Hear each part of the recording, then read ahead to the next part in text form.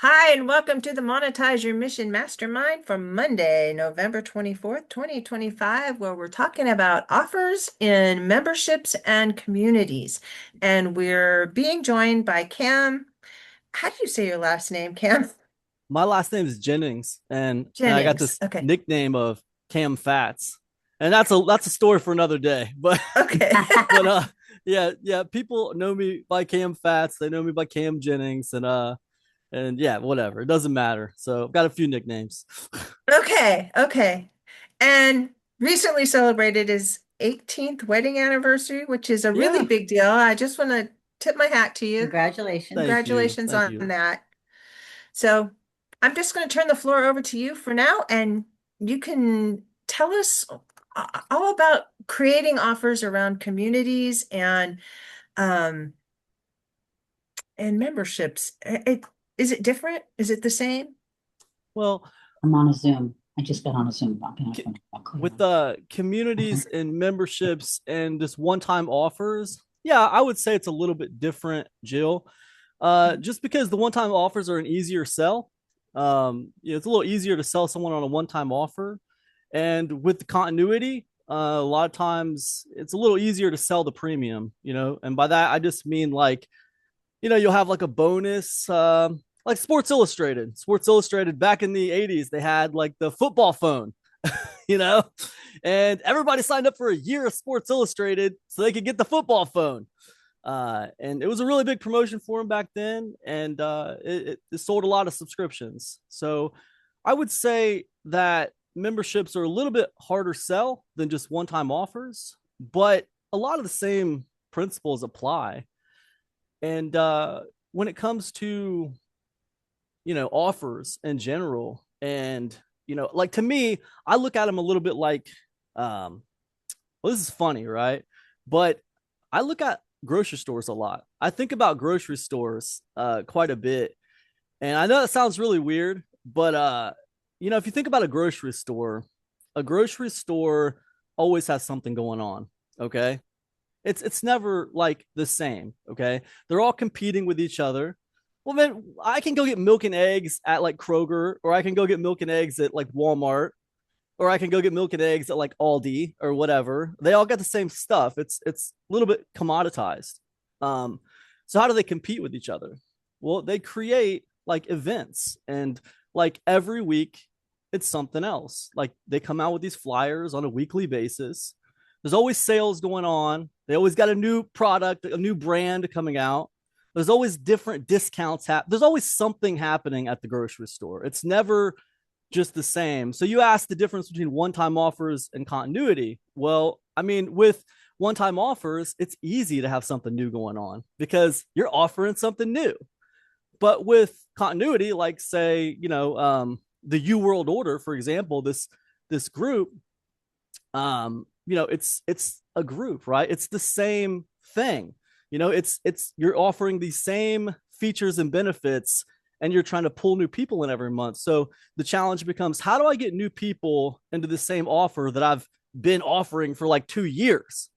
Right. And I come back to grocery stores. Grocery stores are always switching it up. There's always something new happening.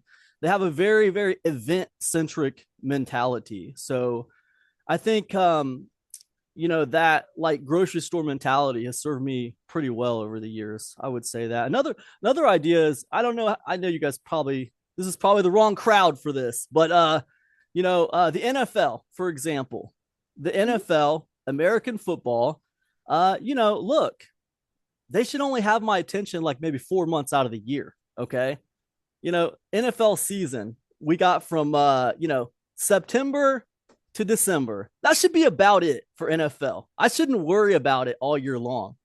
But the NFL, they're masterful in their marketing, and like they have events going on every single month.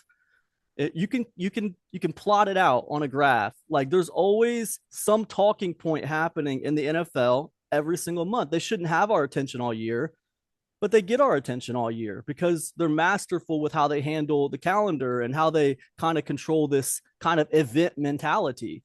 And I think you can do the same thing with communities. I think you can do the same thing with memberships, with continuity of any kind. Um, So yeah, I guess that's what I would say about that. So So what are your thoughts on, like, the old days you had the banks and they had the toaster of it, or the toaster that you got. yeah. It's like there's things that draw people in, offers that draw people in to make them part of your club. And then there's offers and events that you do in the community that keep your people coming back every day. And then you can solve other problems along the way at the same time. And then you also want to be, and they can be one-off things, templates or something. I'm thinking about doing templates for people for Substack, because I was helping Kathy the other day, and she's like, I don't know the sizes that I need to do for the different pieces. So that's just a little thing that I can put in the community, and I could either use it as an introductory, come join Skool because you're going to get this template, so you're going to know how to do all the right sizes for your images over there. Or um, I can do that for a little while and then make it a paid thing, or a level thing in Skool, because we have different levels in Skool that you can open up. So you can take the content that you're creating as offers, and they don't always have to stay that thing that you're starting with. You could do workshops, same thing. You get people into from your workshops because you want them to take action with you. But in the workshop, the best workshops give just a little bit of information, like a broad brush view, so people can take some action. But then they're going to have a different problem once they take that action. And that different problem can be solved at a different level, rather than just like dumping a whole bunch of information on them that just overwhelms them, and then they can't take action on anything. So those are my thoughts on it. I think that's fantastic. Yeah, I think that's fantastic. And like I think it's interesting because when you talked about the toaster and the banks, man, that is a perfect example of a stop sign. Okay. What the heck does a toaster have to do with a bank? Nothing. Okay. But it doesn't matter because they got you to stop. It's the stop sign that gets the conversation started, right? And they got you into the bank with the toaster. So now maybe you'll listen to what they have to say. They just needed a stop sign to get you interested in what they got going on. And I think that we can apply a lot of that, to what we do. I mean, we usually try to stay congruent online. We try to stay congruent in what we're doing, and we're trying to attract a certain kind of person. And but I think there is something to be said for the good old fashioned stop sign, just to get people to stop and pay attention to what you have to say. And then you're talking about how offers can be repositioned and they can serve different purposes, and I think that's fantastic. I mean, when I create like content of any kind, like I always feel like it's it's like starting a conversation. It's not just that one piece of content, it's going to be, I'm creating options, right? Like I created, like you referenced a piece of content that I created a couple days ago about my anniversary, 18 years, and it's amazing. But it's a conversation, right? It's not the end, right? That, like, I have an option when I create that piece of content. I've also created an option, and the option is, well, what would the paid version of that look like? Okay, well, that was a simple like guide, wanted to see how that would go over with people. Well, maybe there's a paid version. Maybe there's a $10 version where I lay out 10 more points from this standpoint. Or, maybe that becomes like a workshop, that would go in a community or whatever. Or maybe it becomes both, maybe the conversation continues to go on. I look at a lot of this content like a franchise. I have an idea for you, in that this was something that hit me when I read that piece of content. And just for everybody else, Cam wrote a piece of content about his anniversary. He was celebrating his anniversary, but also because he's an independent entrepreneur and has been for his whole married life. He's talking about the things that you need to keep in mind, and the kinds of people that you need to surround yourself with, and just how to be an entrepreneur but still have a life. And he made a lot of really great points in the post. But the thing that hit me, and I'm going to share this with you, Cam, because it's like, well, what if you're in the middle of it? Because so many people will start out and they become sort of successful, but they're still surrounded by people that are just like, they have, I'm a good example of this. My family has no idea what I do, like at all. They, they know I do something online. They know I make money at it, but they're just like, yeah, they don't know. Um, but a lot of times people end up where they're gaining success, but people don't know what they're doing and they don't value their time. So they'll just like show up in the middle of the day when you're actually working. How to, create boundaries around that. It's tough. It's tough, man, because like, if you're at work, like let's just say you worked at a laundromat, okay? Or you worked at like McDonald's or something, okay? No one's showing up to McDonald's to give you a hard time about something. No one's showing up while you're flipping hamburgers to like ask you to like run an errand for them. But when you work for yourself, they will, man. And it's even worse when you got a home office, okay? When you work in your house, oh man, yeah, it's tough, you know, I think it helps to have like time blocks where everybody around you knows, well, I work from this time to this time. This is my work time. Don't bother me during this time. And I think a really good influence for this is Dan Kennedy.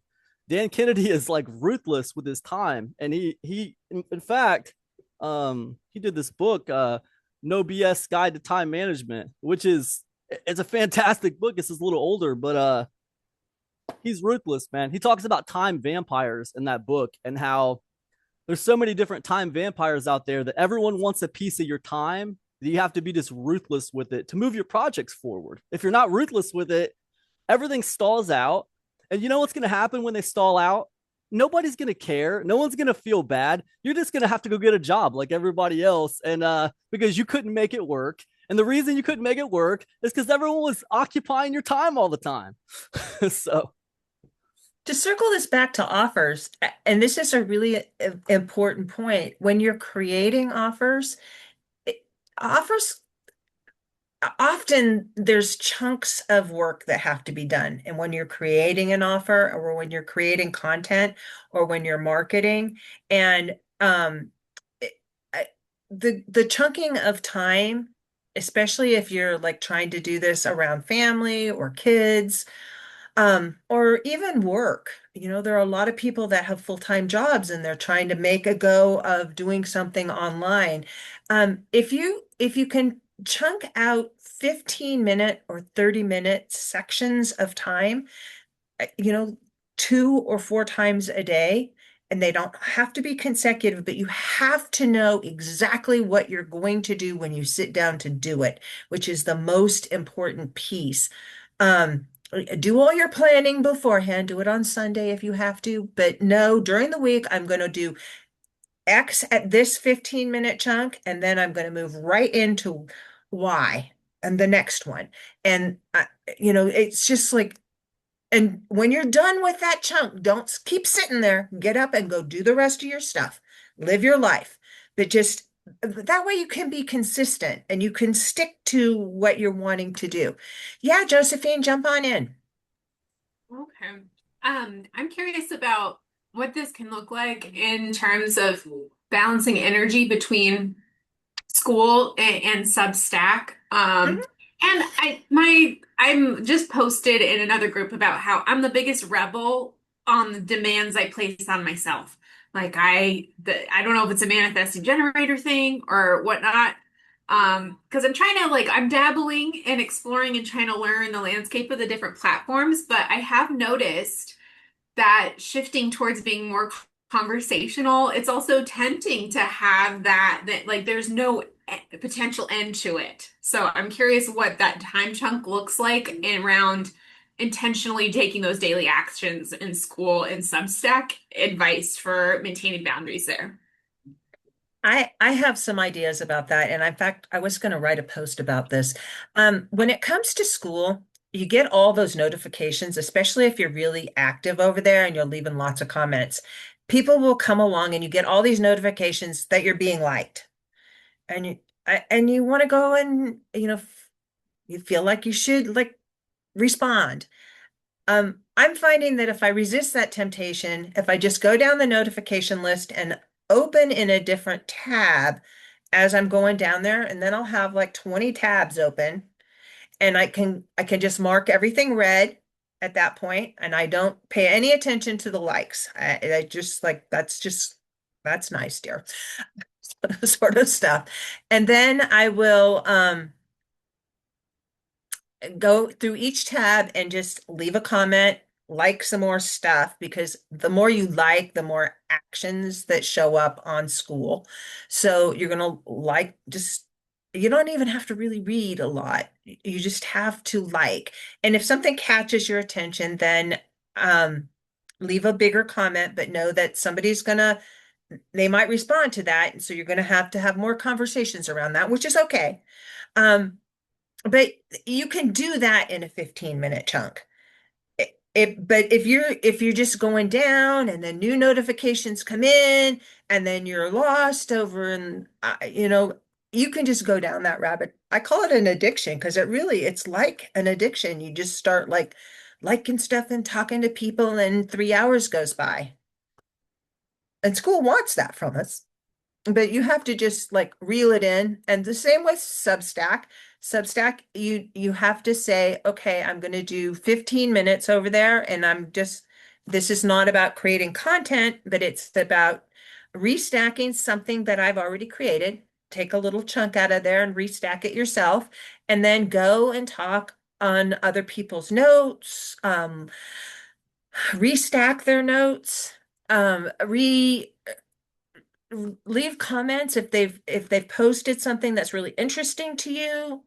Go and leave a reasonable comment on their stuff, and you can do it in two 15-minute chunks. So that's 30 minutes, and then you'd have another 30 minutes for creating content or working on an offer. And you don't have to create so much content if you're doing it that way, because you're just reusing the content you've already created. It's kind of like, bake a big meal and then have leftovers a few days during the week. Does that help you? Okay. Anybody else want to chime in? Share, Jason? You're on mute, hon. I would, sorry, did I interrupt Go ahead. somebody? No, not yet. I I think that's fantastic. And Josephine, I would say personally, just me personally, what's so important, and this kind of is, kind of talking a little bit more about what, Jill was talking about. Man, the world is distracting. Like I don't think we realize, how easy it is to get distracted on social media, on YouTube, on our phones. Someone's, oh, I just got a vibration on my phone. Someone's texting me. Let me see what it is. It's everywhere. I mean, it's coming at us from all sides. And, you know, it's really about moving with intention. You know what I mean? Like when you do these time blocks, it's really about being really ruthless, with your time and say, hey, look, this is my half hour for content, or this is my half hour for networking on Substack or on Skool. This is my 1 hour for YouTube or whatever. And nothing else is happening. Just this. This is all that's happening right now. And right now, you're talking about splitting your time between school, and you're talking about splitting your time between online stuff, right? Yeah, so like for me, like I'm splitting my time between two completely separate businesses right now. And it is like, whoa, it's like a little overwhelming sometimes. There's so much to do. But at the same time, like that's where that time blocking really serves you well. If you can just be ruthless with your time and move with intention during those time blocks and not let anything else like kind of like flood into what you're trying to do. I'm not saying it's easy, but I know it's helped me a lot. So I know there's blocks that you can put on your phone, or you can just like I turn my ringer off So my phone does not make any noise at me and it just sits over there. And I close all my tabs except the one that I'm focused on. And I don't do DMs. When I'm concentrating on just doing the school stuff, it's just that's it, just the school stuff and not the DMs in school. And then if I have a few minutes left over, I might do the DMs too.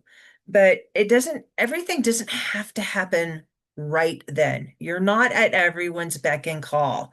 They can wait a few minutes for you. And if you miss something, you miss something. It's okay. You know, there was a time before cell phones where we actually had regular phones with really short cords and an egg timer next to them. And, God forbid you should think about calling long distance on that phone. But it was just like, and it would ring, and we didn't have an answering machine. And if you missed it, you missed it. We used to have like a 10 ring. We used to let it ring 10 times so the person could run from the front yard into the house to answer the phone. But after that, you just had to call back. It's just like, that's how life used to be. I And I still use a timer, Jill. I still use a yeah, timer to stay on this time blocking thing we're talking about. It's helpful to me. So and you use an egg timer, not your phone. So your phone isn't like doing all its noisy things. And it's okay to like take all the apps off and not let it ching at you. Like all the social media sites, they want to ping you every time somebody likes something that you put out there. They want to make sure that you know you're loved. This is like, you're loved. and they're We all using love psychology. They're it. using psychology on you. It's not a fair fight. This isn't a fair fight what we're talking about here. I mean, like Yeah. this idea of being ruthless with your time and time blocking, it's not a fair fight. I mean, they've hired the best people in the business to figure out ways to keep you on their platform, So they can distracted sell you stuff. constantly. Yeah, so they can sell you stuff, or so they can make you the product and sell your information to other people so they can sell you stuff. So yeah. Yeah. It's really those little timer things like you have there, they're very inexpensive. Couple bucks. You can just jump in, Josephine. You don't have to keep raising your hand.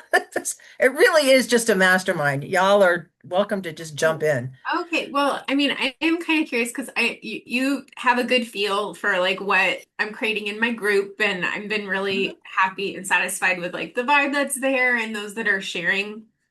And previously on Facebook, I did a trial of the 2 months of the artist way with creating kind of some supportive content on it, which is where I could load the first 2 months. It ended up really like overwhelming everyone, including me, because it was my first time creating content and delivering it. I was like, oh, this is too much. So I'm really glad that I already have 2 months worth of the content generated. So I'm hoping that in the 2 months in January that I implement it, I'll just be able to build it out ahead of time for the next one. But I was curious your perspective with the artist way, since I don't own the copyright for it. I'm hoping that that will be kind of a high value evergreen sort of challenge to have that's like an accessible drop-in for the monthly workshop. Um, but I'm curious about, I'm thinking that maybe a freemium model might be good going into January. And I thought maybe I could brainstorm with the group potential offers to consider. The main thing that I have currently is like offering tarot card readings. I'm going through certifications to become a coach. Um, However, I get nervous about coaching with like the nuances of being a therapist that I like really want to have my I's dotted and T's crossed. My worry is if I created a middle tier that maybe had like readings involved with it, like what if there's almost too many people that sign up for it, then I can deliver adequately? Or what do you think would be a good like enhanced experience of the artist way that I could offer for payment? I was over in Goosify's or Goose's community, and I highly recommend that for everybody. He teaches. He's the guy that did the cat for school. Um, he when you first join his community, he's really big on I explain this in like fishing terms. When you fish, you throw your line out there and you troll your bait for fish. And the fish comes along and it'll nibble on it, but it can spit it out, the bait out. You have to hook that fish. And you do that by helping people get started really quickly in your community, but you don't do it by overwhelming them with stuff. You just give them little pieces so they get to like a level 3 and then they're committed. So maybe you could do some things, and I think more group, like a call like this, and people can come and they can bring their question. You can do the reading for them right there on the call. You have to come and show up. That's one way. I've seen people do calls, uh, not on Skool, but through Substack, where they have people show up and then they pay as they're getting the link to show up for the call. So they may do like $5 or $10. Sometimes they just ask for donations on the call and they have a link where they can make the donations. So these are 3 different ways that you could generate some income. It's not going to be, crazy income, but it's like more middle of the tier, come meet me sort of thing. The other thing that I noticed in Goosify's group or Goose's group is that they really drive people to a Tuesday call. They want people to get on this call. I don't know what's on the call because I just found out about this thing yesterday. I'm already a level 5 in there because there's people in there that are just like, they're pushing you, they're liking your stuff, they're dropping emojis, they're giving you stuff to like. And I mean, there's just like a whole lot of activity. So you can do the 150 or 200 activities in the community to bump you up to the next level. Each level has one little thing that's opened in the classroom that moves you to the next step. And it's just like a little gift. Like they're simple. They're not like overwhelming the people when they come in with all of these options. Um, so maybe you could do something like pick one of those 3 things for the, like, either you could be a premium member and get access to this right away, or you can get to level 4 and you can, it'll open up for you. So it gives them an option to be a premium member or the other thing. And then with the challenge part of that, that should be a premium offer. They just need to become a premium member of your community to take part in the challenge. You can keep the challenge part in the classroom, but have them talking in the community. Do you know what I'm saying? I'm not sure. So when you say the challenge should be premium, so is it sort of like, okay, you can access this self-paced for free, but the challenge, how would that look like within So the you're school? going to Because run it's a all kind of challenge in January, right? like the slow, just following the artist way stuff. Yeah. Okay, so is it like classroom pieces, or is this more of your just get them in the door? Is this the toaster or is this the special? Well, to a certain degree, a big part of my like goal detached from anything is like I want to get experience facilitating trauma-informed art workshops, and I want to, this is kind of market research and seeing what people are engaging with, and I myself want to get into more consistent habits around creative liberation practices, and so the Artist Way provides scaffolding. It's like a 12-step program without me having to design everything. It's already out there, and she's really clear in that this is not therapy. So my like trying to dot all the I's and cross T's, the basic elements of it are she encourages doing daily free writing and having a weekly artist date. And then my promise to the community is to make it less pressure so that we accomplish the exercises over a month instead of over a week. And so the challenge would just be, I was thinking about creating a tracker of the different things and then having certain prizes that can unlock based on how you participated and like same like doing the daily reflective prompts and stuff like that.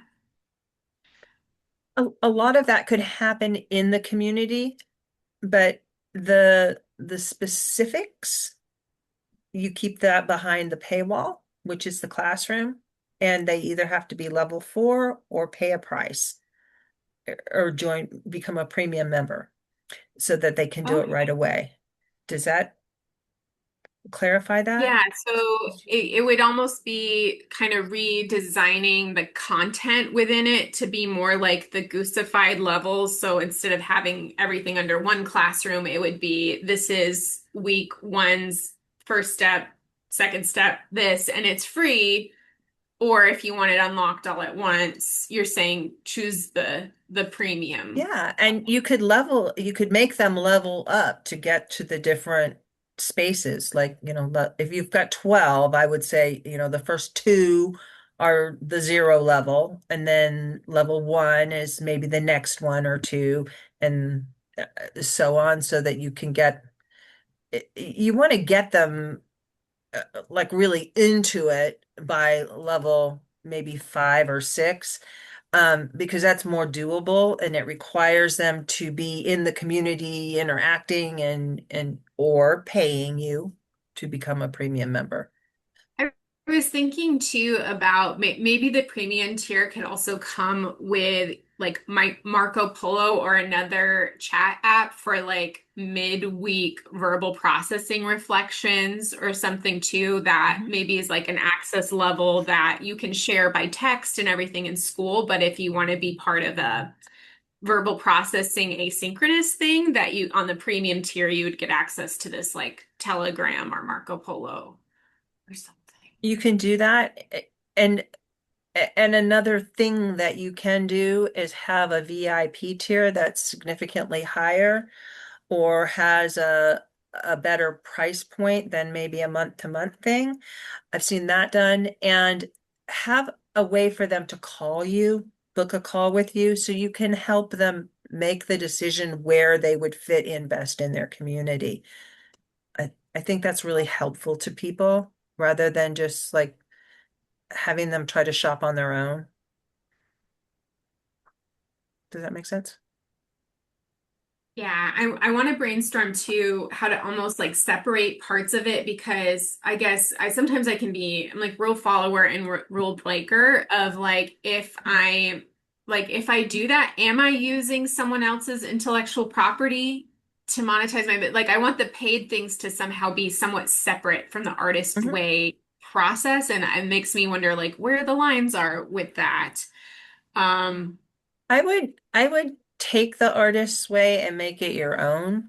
I wouldn't just That's why do I've been calling it the ex adaptive artist way, the adaptive one. So it maybe is subject to fair use. Yeah, and don't copy like everything that just take the general idea of the concept because you like it and you've adapted it to your own life, but make it yours. I, you know, uh, Change it a little bit so that it's original and not nothing we do is totally original, okay? I mean, it's just like it all comes from somewhere. We pay people to learn things and we pay other people to learn things, and then we mush it together and it becomes something totally unique because we've synthesized it through ourselves rather than just take exactly what they've given and call it our own. That's when we start to get into trouble online with intellectual property.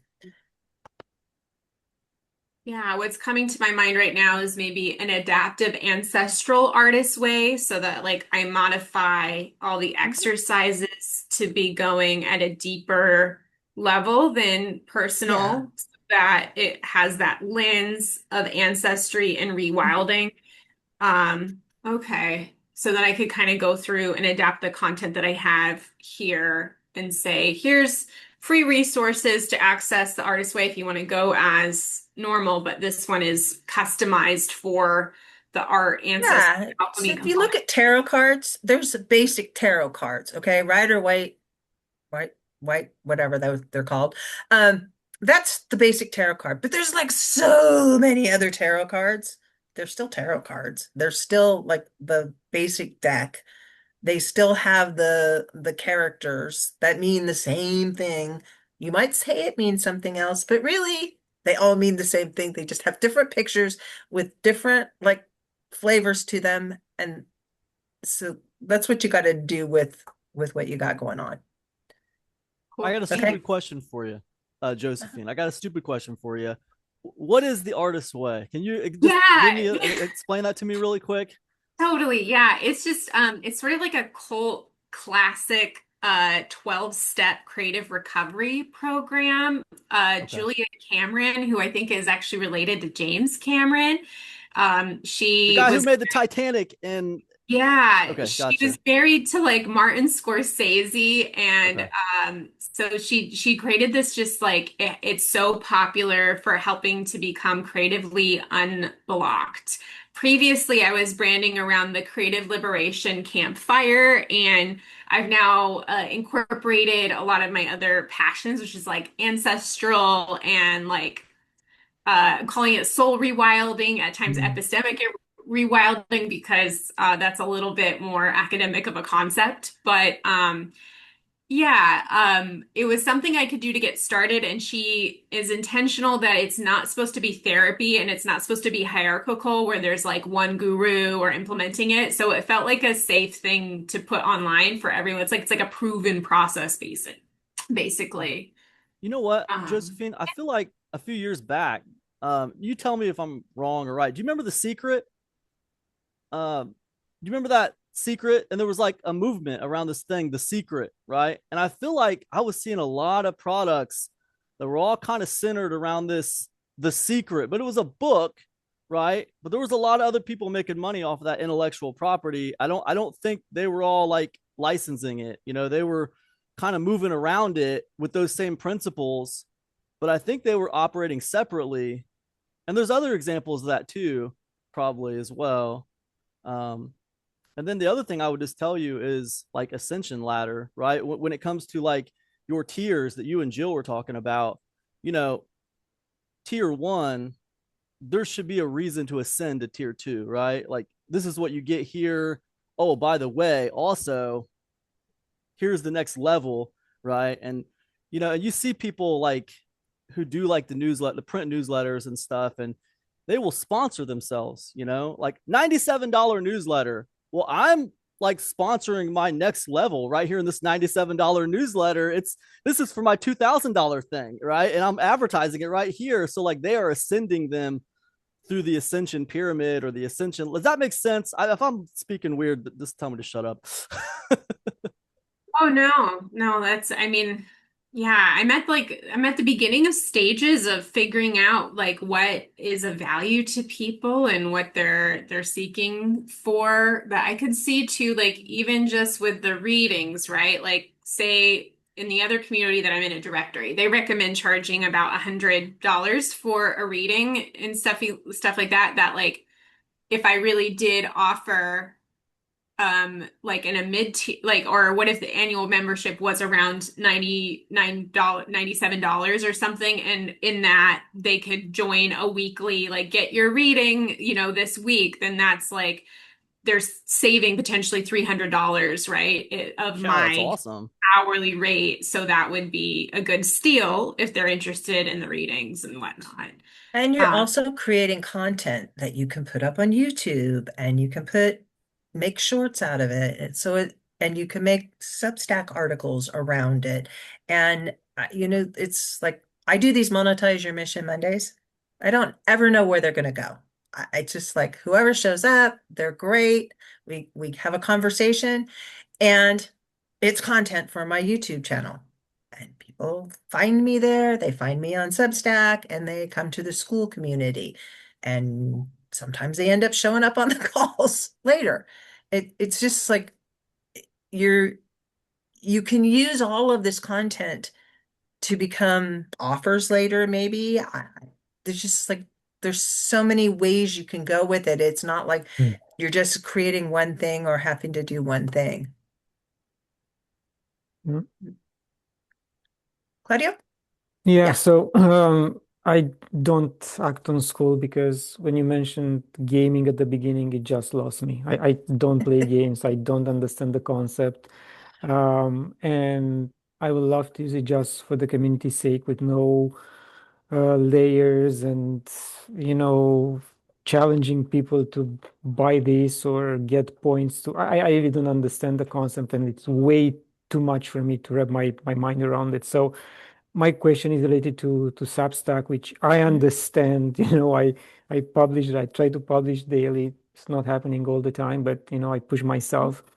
And I am about to organize a live event for one of my guests to promote a trip to Kenya. He is taking in January or February, and we want to raise some funds and explain what the thing is all about and ask people to donate if possible. And we're going to offer them free meditations because he does meditation at a higher level.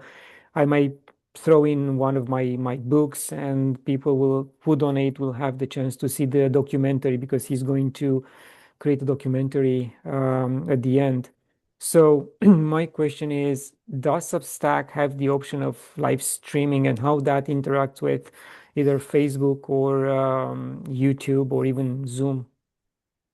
You could, if you're going to do that, I suggest that you use StreamYard, and you Okay. can use the RTMP links. So you can stream it into Substack.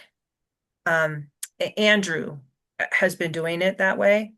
Mhm. Um, and he's not on the call right now, but he is in our community. Um, and he's on Facebook. I can hook you up with him, is what I'm trying Because to get I'm at if using you're like, Zoom, not StreamYard. That's why I'm asking. So, well, you can do it with Zoom also. I'm just not I'm not as confident you can do it to a variety of okay, different so I have to spaces at investigate one more. time. Okay. Mhm. Yeah. I know you can go live in Substack with the RMTP link. Mhm. Those are the letters. I don't know what order they go in, but you can do that, and you can do it with Zoom. And you might be able to do more than one community Channel. with that at the same time, but I'm not entirely certain with Zoom if you can do that. I know for sure with Substack or with StreamYard StreamYard. you can. So is initiated from StreamYard or from Substack? It's initiated, you get all the information from Substack and you put it into StreamYard or into Zoom. And then I haven't Okay. actually done it myself, but I know going live on StreamYard on Facebook in a group, you had to use that same sort of feed. And it's not complicated. It's just like two links that you need. Okay. Okay, thank you. Okay. Just real quick in regards to that as well. I don't think you can stream to multiple platforms via Zoom. So that's why I think you do need StreamYard or Restream, one of the other services that'll actually allow it to be propagated into different arenas. Channels. Yeah. Thanks for that, Jason. Do it. Jump in here and share your stuff. Share What's your that? thoughts. Jump in Yeah. here and share your thoughts. Yeah, for sure. I just saw Cam come up. Did you want to say something, Cam? I saw you come off mute. Oh, no, man. It's okay. You go ahead. Okay. Actually, real quick, back to the Josephine, even though she's not here, and more of a general question after we get off of her specific. So I asked her real quick there in the chat how many people were in our community, and she said, around 35. So when running a challenge, when the numbers, to me, that's pretty early yet in development. So I always find it most helpful to do as much for free before I start thinking about the tiers and monetizing it, trying to get, roughly around at least that 100 people mark. But I was really curious what you guys felt about that, Cam and Jill, and would you keep kind of going for free until you get around that 100, or is there a certain number that you guys feel is that tipping point where you'd say, okay, now it's time to do tiers, as opposed to Skool finally released tiers and now I'm going to do tiers because they finally did it. Is there a strategy that you guys follow in regards to that? I do have a strategy around that. And I had two groups to start with, and I was running people to an offsite website and to a call. And they could either join my mastermind community or they could join my free community. But I combined the two of them because having two communities is really difficult. And I just, everybody is going to have a conversation in one space. I've seen it in a bunch of different big communities. And I think that's why that they really wanted to have um, to have the one community and a freemium offer, the ability to have freemium. I know I was listening to Sam Ovens talk about it, and he's like, different people are doing different things with the two tiers. Like you could have a month to month, or you could have a an annual price that is significantly less. So that would be premium and VIP. Or I do a premium offer that's very reasonable, and that's for getting into my to do the Advent event that I have coming up. And then the other thing, the VIP part of it is that it's for something for people that want to go much deeper. They want the whole flywheel, they want everything. And that's more expensive. And not everybody's in that space where they want that more expensive thing. So, but you will come across people that are just like, yeah, I need it all and I needed it yesterday. So if you have it available and if you're having conversations with people, don't be afraid to just jump on a call with somebody, not to sell them stuff, but just to find out where they're at and how you can best help them make the most use of the resources you provide. And, sometimes you're going to run into people that you just can't help them. It's okay. You made a new friend. I'm not one of those people. I've been trained to do it. I know how to box people in and get them to buy, but it never works out well. Just my thought. Yeah, for So, sure. And then would you start that as soon as you could as you're starting your community, or would you wait for a yeah, tipping point of number? I would do it right away. You always want to have all of your offers available to people because people are going to want to buy. Different people are going to want to buy different things. The most important thing to me is to have a planned ascension path. You're going to have a whole bunch of people who are going to join the free stuff and you want to get them hooked early. This something I learned this weekend. You want to get them hooked early in the community and active in the community. You want them answering questions and asking questions and participating and sharing the wins and all the stuff. You want them to want to be part of your community. And then once they're there, then you can let them know other things are available. Maybe you have calls. Don't have them back to back like I have been doing. It's just like a headache. So I'm moving my Q&A to a different time because it's just like not working out. But yeah, if you know what the path is you want the people joining your community to take, and if you have, some places where they can jump in and pay you, because sometimes people just want to pay you for more information or closer access. So yeah, that was my answer. Charge early, charge often. I love that philosophy. Okay. And I'm with her on that, Jason. I'm a firm believer in infrastructure. Okay. So like I'm gonna start building it as soon as I get started, as soon as I possibly can. Like I just started Easy Start memberships like a month ago. I've already got 3 assets in place for that, and I'm gonna launch the paid newsletter for it.